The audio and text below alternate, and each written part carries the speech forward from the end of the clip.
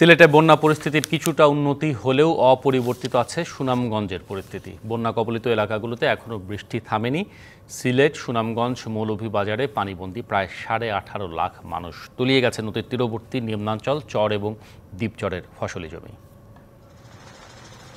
ভারী বৃষ্টিপাত না হয় বুধবার সন্ধ্যা থেকে সিলেটের সুরমা, সারি, গোয়েনসহ সবকটি নদীর পানি কমেছে। তবে 4টি পয়েন্টে কুশিয়ারা নদীর পানি বেড়ে বিপদসীমা অতিক্রম করেছে।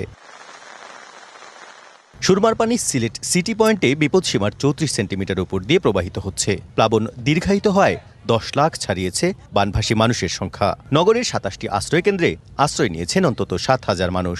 জিনিসপত্র মালপত্র সব পানির তলে, কিছু বাঁচাইতে পারছি না, খালি জান লয়ে বাঁচিছি। খাবার দিতেছে, আমরা কি দিয়ে এগুলা খাবো? এই বিশুদ্ধ পানি তো পানি পাচ্ছি না। ক্ষতিগ্রস্তদের জন্য পর্যাপ্ত ত্রাণ ও ওষুধপত্র সরবরাহ করা হচ্ছে বলে জানান মেয়র।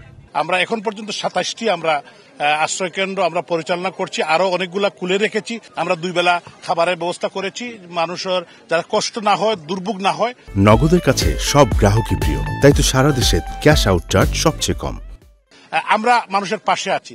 এদিকে সুরমা নদী পরিদর্শন করেছেন পানি সম্পদ প্রতিমন্ত্রী। দেশে 9টি ড্রেজিং স্টেশন স্থাপন করা হয়েছে। চর জাগলে তাৎক্ষণিক অপসারণ করা হবে বলে জানান তিনি। সুরমা নদীতেও একটা 15 কিলোমিটার একটা ড্রেজিং এর কাজ চলমান আছে, যেটা 12 কিলোমিটার কাজ হয়ে গেছে। কাজটা ধীর হয়ে গেছে, কারণ কি জানেন, এই পলিথিন গুলো কিন্তু আমরা এগুলোকে ড্রেজিং করে আমরা ক্লিয়ার করতে পারছি না। সাধারণ মানুষেরও একটা তাদের দায়িত্ব আছে। সুনামগঞ্জে নদী ও লোকালয়ের পানি কমলেও বন্যা পরিস্থিতি রয়েছে অপরিবর্তিত। সুরমা নদীর পানি কমে সুনামগঞ্জ পয়েন্টে বিপদসীমার 26 সেন্টিমিটার উপর দিয়ে প্রবাহিত হচ্ছে। পুরো জেলায় 6.5 লাখের মতো মানুষ পানিবন্দী। আশ্রয়কেন্দ্রে পৌঁছেছেন প্রায় 18,500 মানুষ। মৌলভীবাজারে ধলাই নদীর পানি কমলেও বেড়েছে মনু ও কুশিয়ারা নদীর পানি। পানিবন্দী এখনও 2 লাখ মানুষ। আশ্রয়কেন্দ্রে প্রায় 1500 পরিবার আশ্রয় নিয়েছে। এদিকে টানা বর্ষণ ও ভারত থেকে নেমে আসা ঢলে হবিগঞ্জের খোয়াই, কুশিয়ারা, করাঙ্গি, সোনাই, কালনী নদীর পানি বৃদ্ধি পেয়েছে। সোনাই নদীর ভাঙন দিয়ে পানি ঢুকে প্লাবিত হয়েছে বিস্তীর্ণ এলাকা।